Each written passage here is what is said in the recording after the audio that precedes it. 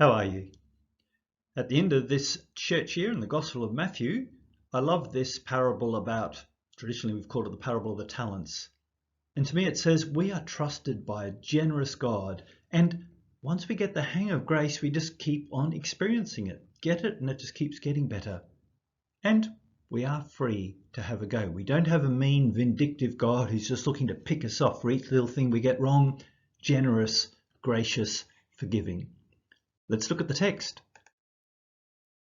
From Matthew 25, verses 14 to 30. Again, it'll be like a man going on a journey who called his servants and entrusted his wealth to them. To one he gave 5 bags of gold, to another 2 bags, and to another 1 bag, each according to their ability. Then he went on his journey. The man who had received 5 bags of gold went at once and put his money to work and gained 5 bags more. So also the one with 2 bags of gold gained 2 more. But the man who'd received 1 bag went off, dug a hole in the ground, and hid his master's money. After a long time, the master of those servants returned and settled accounts with them.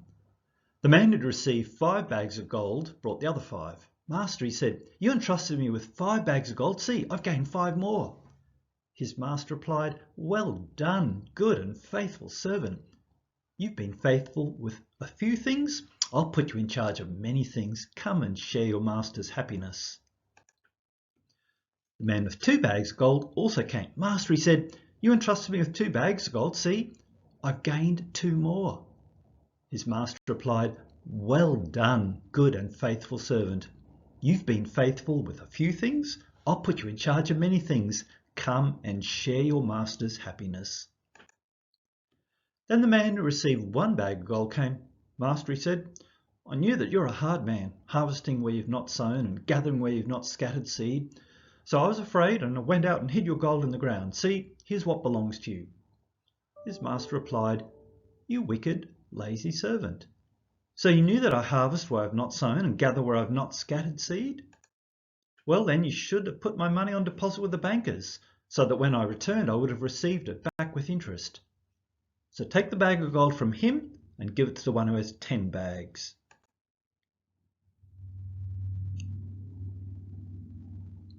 Here we are, right at the end of the church year, and all these parables are looking at the end of the world as Jesus is on the Mount of Olives looking down over Jerusalem and knowing that that temple is soon going to be smashed. And in modern Israel, if you were standing on the Mount of Olives looking down, you'd be grieving, knowing that there's so much pain and distress happening.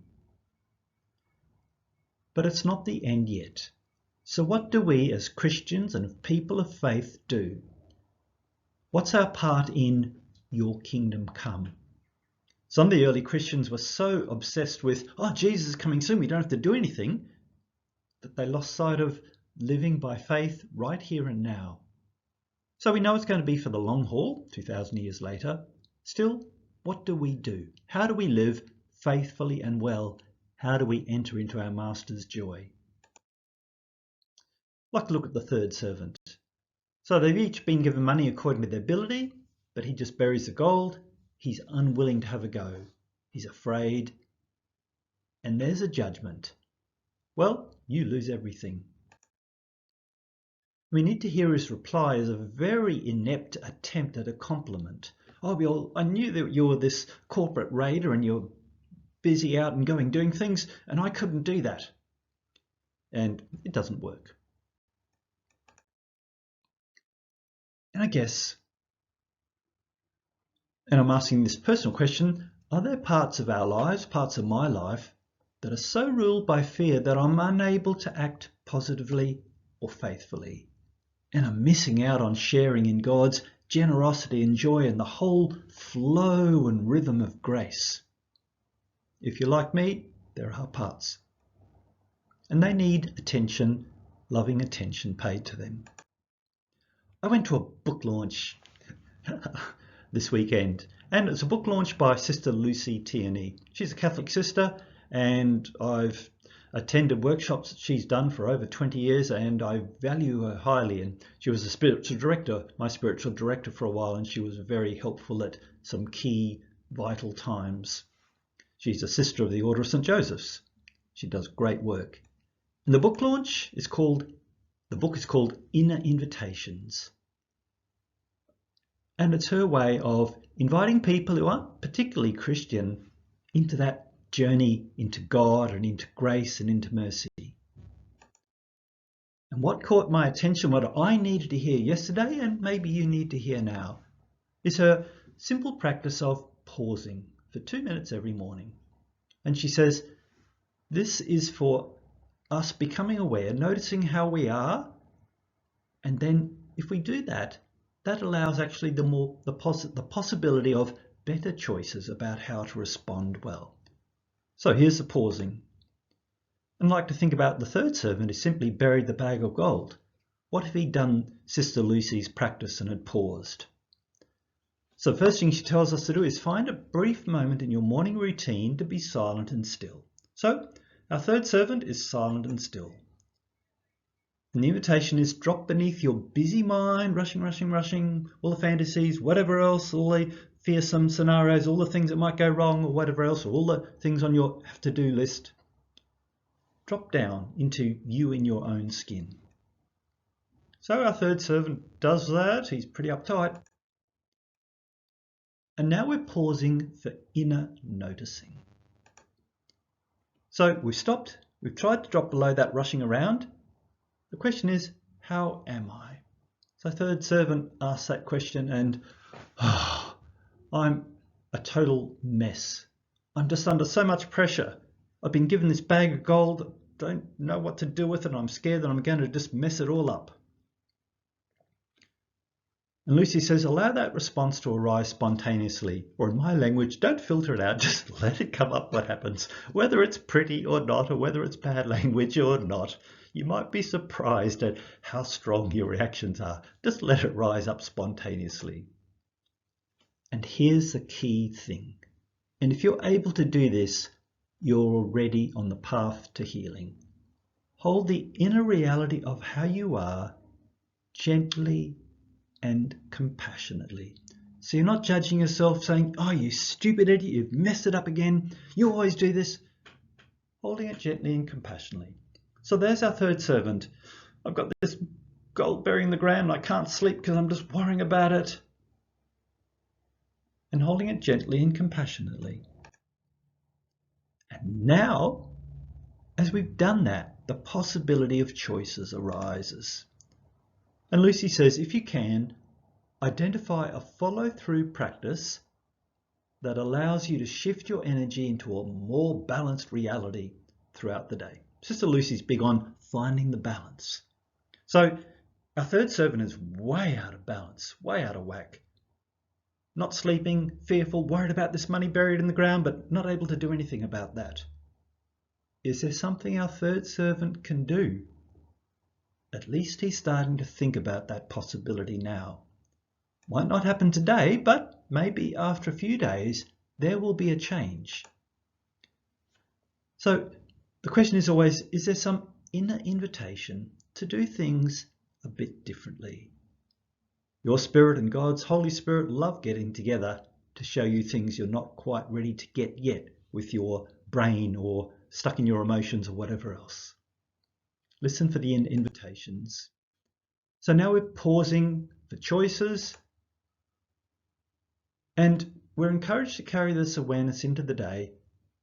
Okay, here's third servant. I'm totally wrecked. I'm worried about this. Allowing for the freedom of more balanced responses to the events of the day as you encounter them. So our third servant is not going to have a good day, but maybe he's starting to be aware, oh, that's because I'm so caught up and worried about this money and I don't know what to do about it. And you'll recognize that because you've done that first check-in in the morning, you'll recognize those moments every time they arise now. And maybe you'll recognize where I'm feeling it in my body. And, oh, it's this tight gut. Oh, yes, that's because I'm worried about the money, or I'm scared about what the boss is going to do. There's abundance and grace. And maybe after a few days of this practice, our third servant is going to say, okay, I'm going to dig that money back up and I'm going to take it to the bank. I know that's a cop-out, but at least the boss will get some interest back on it. Or maybe, well, maybe I could have a go at setting up that business or helping some other people with the money. Or maybe I can just give it to the guy who got the 10 bags because he's really good and maybe he can use another bag.